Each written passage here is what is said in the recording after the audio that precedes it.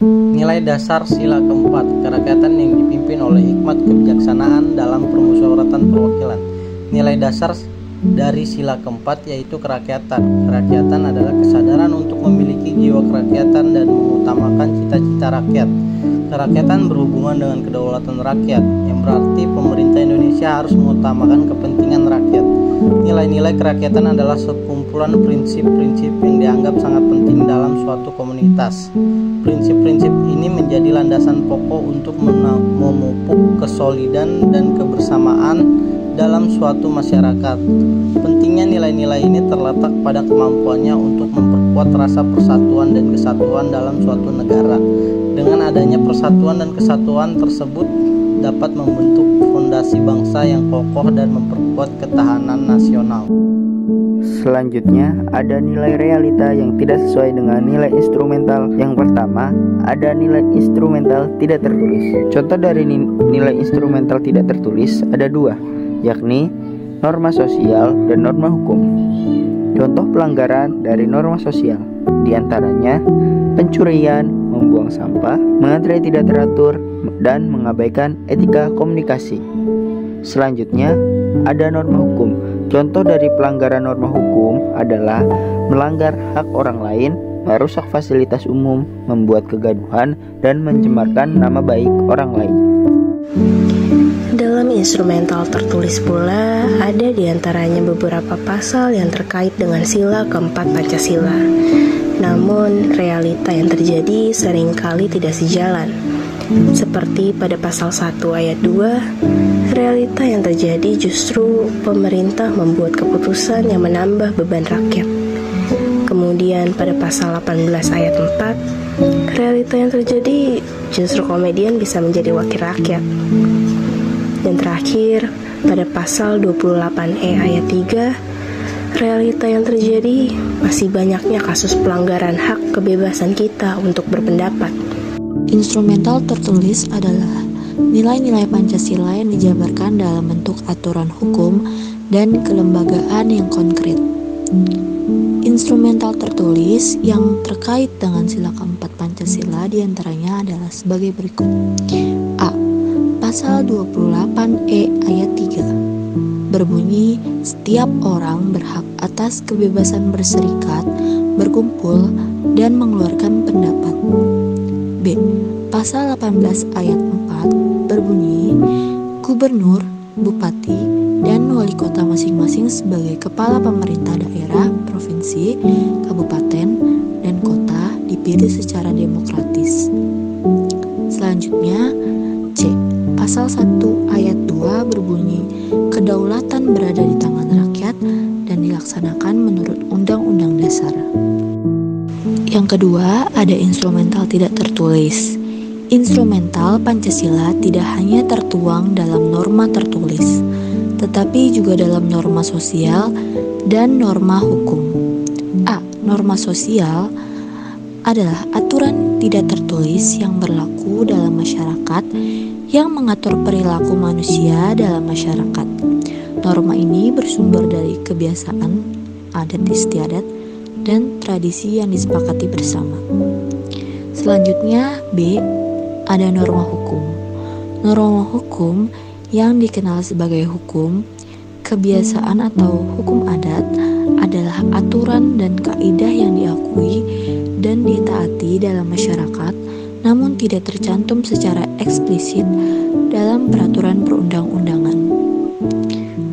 Norma ini tumbuh dan berkembang dari kebiasaan, tradisi, dan nilai-nilai yang dianut oleh masyarakat itu sendiri. Komedian Alfiansyah Komeng atau yang akrab disapa Komeng viral di media sosial karena ada foto dirinya di surat suara pemilihan anggota Dewan Perwakilan Daerah atau DPD Provinsi Jawa Barat. Dengan hasil sementara yang lebih unggul dibanding calon lain, Komeng diprediksi bakal melenggang ke Senayan, perwakilan dari Provinsi Jawa Barat. Inilah foto Alfiansyah Komeng atau akrab disapa Komeng yang dinilai unik dibanding foto para peserta pemilu lain. Terkait foto Komeng yang berbeda itu, KPU Jawa Barat mengatakan foto tersebut digunakan berdasarkan hasil kesepakatan persetujuan dari calon yang bersangkutan sehingga tidak melanggar aturan. Selain terkait foto, media sosial juga diramaikan sejumlah video saat penghitungan suara di sejumlah TPS di Jawa Barat. Warga kemudian berteriak uhuy ketika nama Komeng disebut saat proses penghitungan karena Komeng dinilai identik kerap mengatakan uhuy. Banyak penggemar ya Komeng ya. Sementara pada data real count KPU Jabar, Komeng memperoleh hasil sementara sebanyak 200.000 lebih suara. Angka ini pun unggul jauh dari calon lainnya dan diprediksi Komeng bakal melenggang ke Senayan sebagai perwakilan dari Provinsi Jawa Barat. Berdasarkan cuplikan video tersebut, kami dapat mengkritisi. Sebagai perwakilan rakyat, seorang anggota dewan memiliki tanggung jawab yang besar untuk memperjuangkan kepentingan dan aspirasi masyarakat di daerahnya. Seharusnya seorang anggota dewan memiliki kapabilitas yang sesuai. Sedangkan Komeng merupakan seorang komedian dan belum diuji kelayakannya untuk mengurus masyarakat. Dalam kasus ini berarti masyarakat juga menilai dan memilih seorang anggota dewan ini berdasarkan ketenaran, yang bukan dipilih berdasarkan kemampuan dalam mengurus rakyatnya. Untuk solusi tersebut, kasus tersebut harus ada pendidikan politik dalam masyarakat yang seharusnya bukan hanya dari partai politik, akan tetapi dari seluruh elemen masyarakat agar tidak ada keliruan dalam memilih wakil rakyat yang sesuai dengan kapabilitas.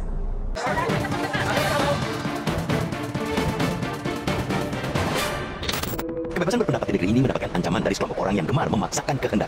Mereka tidak segan menunjukkan sikap-sikap anarkistis agar keinginan mereka dituruti. Kali ini yang menjadi sasaran adalah Rocky Gerung. Akademisi yang dikenal vokal mengkritik pemerintah tersebut tengah tersandung kasus pidana karena makian dengan kata-kata kasar yang ditujukannya kepada Presiden Joko Widodo. Oke, selanjutnya saya akan mengkritisi tentang kasus pelanggaran pasal 28E. Kritiknya yaitu penangkapan